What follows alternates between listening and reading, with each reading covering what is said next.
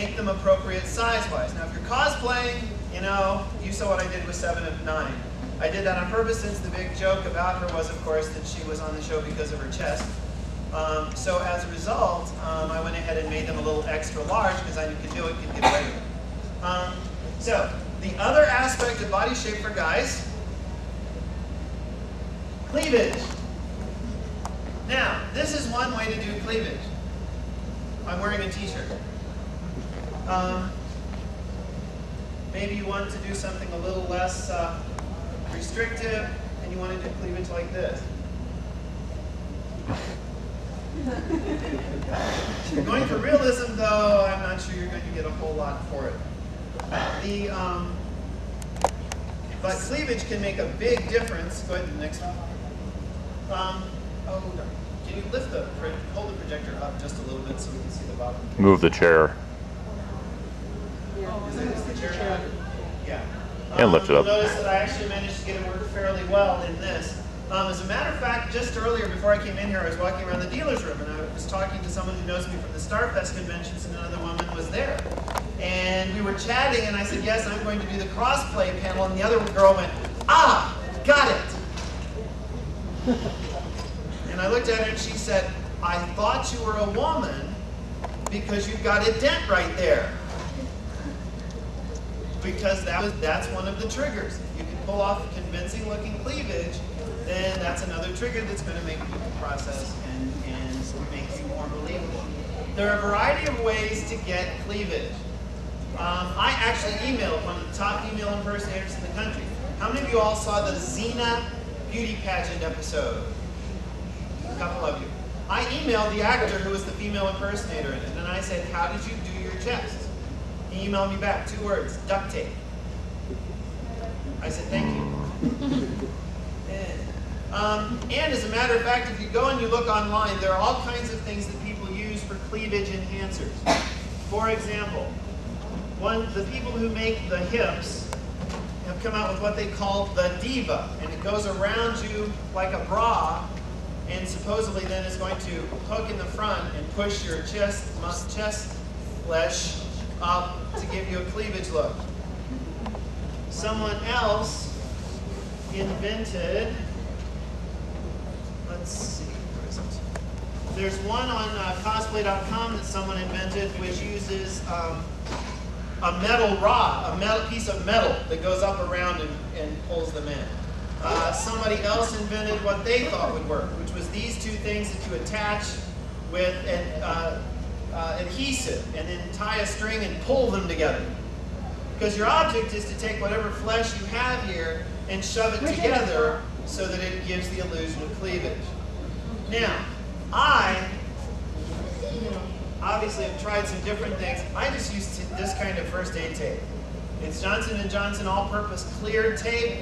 It's got 2 very important issues. One, it holds so that it will pull it together, so that if I want to have cleavage, let me fluff. So if I want to have cleavage that shows, as you can see, like for example in the picture here, I just take one side, pull it together, and it gives me the illusion of cleavage. I also, and it holds. The other reason that I use that is because I tried duct tape once. It held really well. And when I peeled it off, it took big chunks of my skin off on both sides, and I had welts for like 3 weeks. So the other nice thing I like about this is not only does it hold, it's not as strong as some other stuff would be, but it actually does hold well enough, and you don't hurt yourself taking it off. Also, by the way, a point of shaving, usually since I never ever have this part of my body showing, I don't usually shave from here down. But on occasion when I've taped for cleavage, I've forgotten where the line was. By the way, in terms of shaving, you don't have to shave. There are those who will recommend waxing. Ladies, waxing, have you done waxing? I am a wuss. I will say that now. Do you remember, honey, when we tried to do that once? My sister actually worked at a beauty supply place, and she had done waxing stuff. She had waxed my eyebrows and had actually waxed my arms at one point. And so I was telling Bruce how well it worked and how long it lasted. So he's like, well, I'll try it. We took one strip off, and he started bleeding and said he would never do another. Well, no. You forgot the fun part. She got the strip half off, and I started bleeding and said I never wanted to do this again. And she said, honey, we're not done.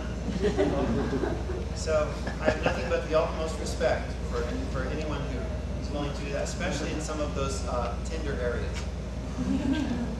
Okay, and again, cleavage, it's one of those little things that if you can do, it can make a difference. Another thing about the cleavage is once you've pulled yourself together, another thing that helps define it is if you take light, either a light brown matte eyeshadow or a foundation that's slightly darker than your skin and just go along those creases to emphasize them. But do it lightly, you want it to be a subtle effect. Okay, next. Okay, go ahead. Okay, your turn.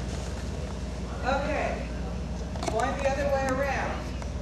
We also have things we have to hide. Mine are quite extensive. Yes, they are. Double D's. One thing that you want to do is you want to minimize your chest, all right?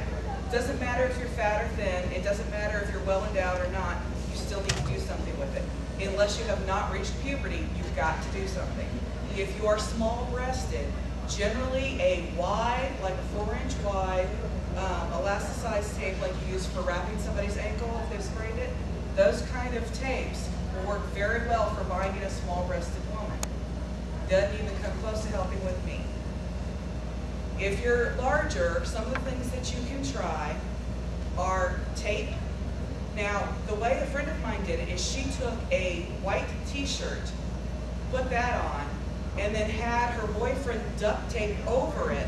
So what happened was the duct tape was on the shirt was flattening her. Then she cut the shirt and was able to remove it that way and then put a piece of tape across the shirt on the back to use that as binding. That worked very well for her. That's another one, however, where you've got to be careful of where your neckline is of your costume so that the t-shirt does not show. But that worked well for her. For me, it doesn't hold. You can also trim the t-shirt. Right. Yeah, that's what I said. You've got to be careful about your necklines, but you have to do that either way. What I use, what works for me is, I've got this pin. I used to work at Sam's Club, and you have to wear weight belts to protect your back. And those weight belts also work very well. It's flat. You put it on backwards. It's got a double set of elastic. You put it around there. First of all, if you're pendulous, pull yourself up. If you're not, you don't need to worry, but you need to get yourself positioned. Then you're going to tighten it. Then you're going to tighten the outer straps over that, and then you're going to kind of wiggle it and adjust it. Now furthermore, I've got very distinct hips. I have very large hips, but I also have a smaller waist, so that's very distinct too. So I have a costume which is made of a firmer material, so it does not drape in as much as other things would. So you want to try to disguise that. The other thing you're going to do when you stand to help deal with the hips and butt issue is you want to stand with your pelvis tilted forward. Remember to do that for a very long period of time over an entire day. I'm not so good at it, but I can start out well with it. But when you tuck your hips forward, it minimizes your butt sticking out. It gives you more bend in your knee, so you've also got more of a, it's more of an action thing. You're ready to move any direction. You also need to think about the mental part of it when you're playing a guy. Guys take up a lot of room. They don't stand like this. They don't care. They're going to take all the room they need, you know. They're going to stick a foot out, you know. They don't care if you're in their way. You're going to go around them, okay? Another thing is eye contact. Right now I'm in a play. I'm in Arabian Nights, and one of the characters I play is a slave woman who is taken before the king.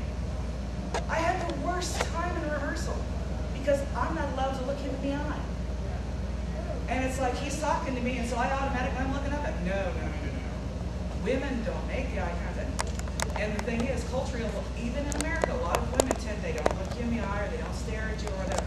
Guys do. If you're playing a guy, go to the mall. Look at the men. Look how they interact with each other. Look how they interact with women. If you're playing a guy, you want to convince him you're a guy, woman walks